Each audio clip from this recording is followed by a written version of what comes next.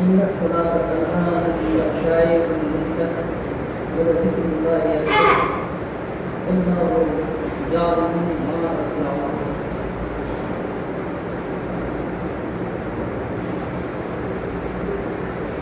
حضران ملت اسلامیہ،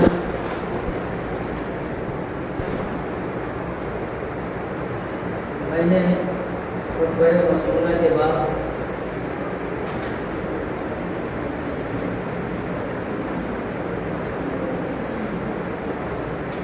قرآن پاک کی جس آیت کریمہ کو موضوع ختم بتایا ہے، سورہ نمبر 29 سورہ عنکبوت کی آیت نمبر 45 ہے۔ آئیے اس میں کچھ روشنی ڈالنے سے پہلے وہ جس کے چہرہ کو قرآن نے وضحا کہا ہے، جس کی زلفوں کا تعارف بندائی رضا سجا سے کیا ہے، جس کا سینہ علم نشرح لک صدرک ہے، جس کا ذکر و رفعنا لک ذکرک ہے، جس کی سادگی انما انا بشر مثلکم میں پنہا ہے، جس کی حقیقت قد جاءکم من اللہ نور سے حقیقہ ہے، جس کا اخلاق انک لعلی خلق عظیم ہے، جس کی رحمت وما ارسلناک الا رحمۃ للعالمین ہے، جس کے قدم ناز کے نیچے کی مٹی جو طلبہ ہائے مصطفیٰ کو مس کرتی ہے، رب العالمین کے قسم یاد کرنے کے قابل ہے۔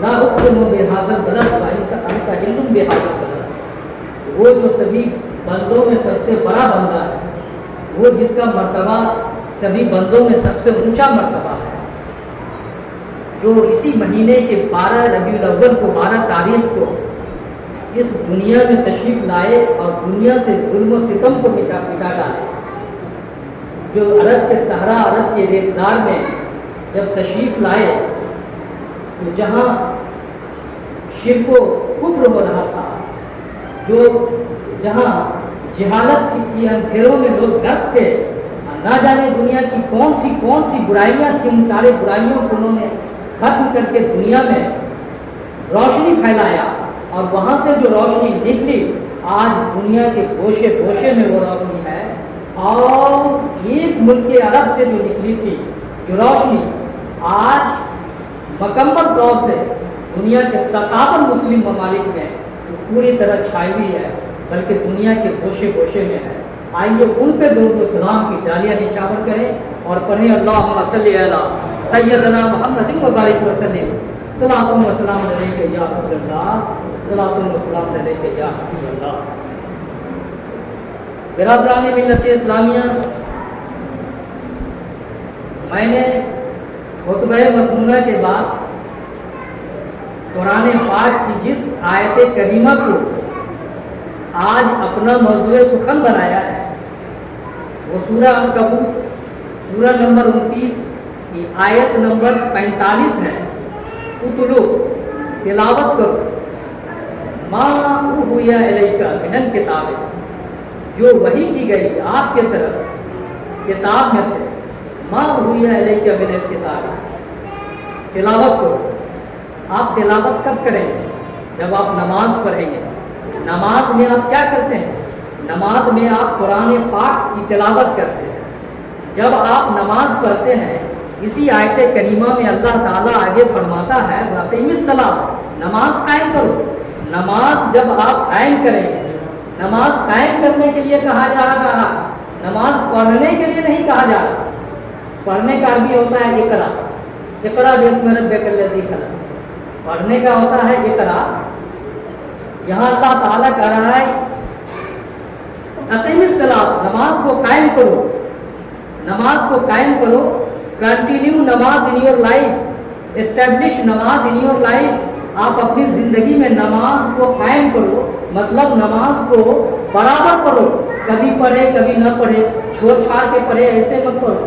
نماز کو قائم کرنے کا مطلب ہے کہ آپ اپنی زندگی کو 24 گھنٹے کو آپ میں 5 نماز ہے، دیکھیے 5 انگلیاں ہیں آپ کے ہاتھوں میں، فجر، ظہر، عصر، مغرب اور عشاء۔ اس 5 نماز میں اگر آپ پورے 24 گھنٹے کو بانٹ دیتے ہیں تو پورے 24 گھنٹے میں آپ اپنے 24 گھنٹے کو کتنے حصوں میں بانٹتے ہیں؟ 4 حصوں میں. بیچ میں دیکھیے انگلیوں کے بیچ میں 1 2 3 4، یعنی اگر آپ 5 وقت کی نماز پڑھتے ہیں تو آپ اپنے 24 گھنٹے کی جو یہ زندگی ہے اس کو آپ 4 حصوں میں بانٹتے ہیں. آپ کو یہ خیال رکھنا ہوگا یہ اگر ہم نے فجر پڑھا اور یہ ظہر ہے تو فجر اور ظہر کے بیچ میں کون کون سے کام کو انجام دیں. ہمارا فجر نہیں جانا چاہیے، ظہر نہیں جانا چاہیے، اس کے بیچ کے کام جو ہے اگر کوئی کام چلا گیا چھوٹ گیا تو چھوٹ گیا، لیکن یہ فجر نہیں چھوٹنا چاہیے، یہ ظہر نہیں چھوٹنا چاہیے. ظہر کے بعد کیا ہے؟ اثر اور ظہر کے بیچ میں اپنے کام کو مرتب کریں، آپ اپنے کام کو روٹینائز کریں، آپ اپنے پلان کریں کہ ہم ظہر اور اثر کے بیچ میں کون سے کام کو انجام دے رہے ہیں. آپ وہ کام کوئی چھوٹ جائے تو چھوٹ جائے، لیکن آپ کو نماز نہیں چھوڑنا ہے. قرآن پاک کیا کہہ رہا ہے؟ اقیم الصلاۃ، نماز کو قائم کرو. اسٹیبلش نماز کو آپ اپنی زندگی میں قائم کرو. قائم کب ہوگا؟ جب آپ فجر کا خیال کریں گے، ظہر کا خیال کریں گے، عصر کا خیال کریں گے، مغرب کا خیال کریں گے اور عشاء کا خیال کریں گے، تبھی تو وہ قائم ہوگا. اقیم الصلاۃ. اس کے بعد قرآن پاک میں اللہ تعالیٰ کیا کہتا ہے؟ نماز پڑھنے سے آپ کو کیا فائدہ ہو؟ ان الصلاۃ تنہا عن الفحشاء والمنکر. یقیناً بے شک یہ نماز روکتی ہے. ان الصلاۃ تنہا عن الفحشاء، بے حیائیوں سے روکتی ہے اور برائیوں سے روکتی ہے. جب آپ نماز پڑھیں گے تو نماز آپ کو بے حیائی سے روکے گی اور برائی سے بھی روکے گی. اور جب آپ بے حیائی اور برے کاموں سے آپ رک جائیں گے تو سوچیں آپ کا کیا وکاس ہوگا، آپ کا کتنا ڈیولپمنٹ ہوگا اور اس سماج کا کتنا وکاس ہوگا. اگر اس سماج میں سے آج ہم لوگوں نے ڈاٹا ہم لوگ نکالتے ہیں، اپنے گاؤں میں 5 مساجد ہیں اور ہر مسجد کا اگر ڈاٹا دیکھتے ہیں تو ہم لوگ قریب اپنے مسجد میں 10 نمازی پڑھتے ہیں، 10 سے 20 نمازی پڑھتے ہیں.